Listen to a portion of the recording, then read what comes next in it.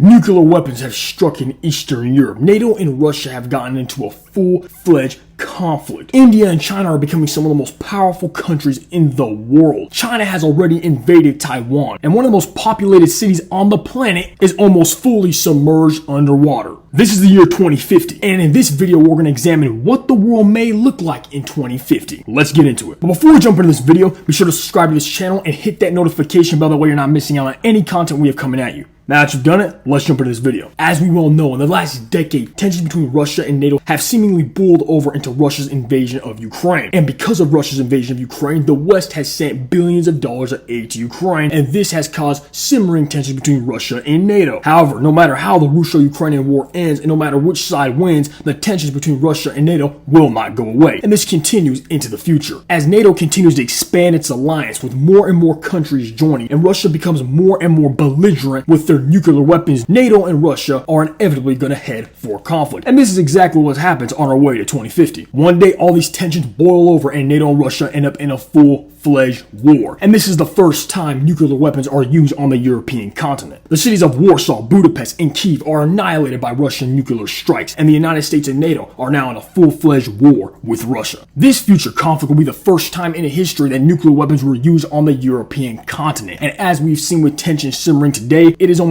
certain that there will be a nuclear exchange between NATO and Russia. But this isn't the only piece of bad news that's happening on our way to 2050. China also invades Taiwan. Now, to find out why China would invade Taiwan between now and 2050, the experts say China will likely invade Taiwan in 2025. Why 2025? First of all, Taiwan's growing alliance with the United States, Japan, and South Korea means that if China does not attack now, this alliance will grow stronger and could lead to a multinational alliance with Taiwan that would challenge China's potential hegemony in the region. Also, the possibility that China is going to face an upcoming demographic collapse in their population is also a major factor contributing to China's need to invade Taiwan between now and 2050. It's either now or never for the Chinese. When China invades as expected, it is in a full-blown war with the United States, creating more and more possibilities for another nuclear exchange between China and the United States. This is what your world is looking like in 2050. But that's not all your world will see by 2050. By 2050, your world will see America's global dominance begin to seemingly collapse. In fact, by 2050, America will no longer be the largest economy in the world. It will be number 3. China will take its spot. According to the World Economic Forum, by 2050, China will have the largest economy in the world. They are measuring economic power by GDP purchasing power parity. And by that measurement, according to the World Economic Forum, China will have $58.4 trillion GDP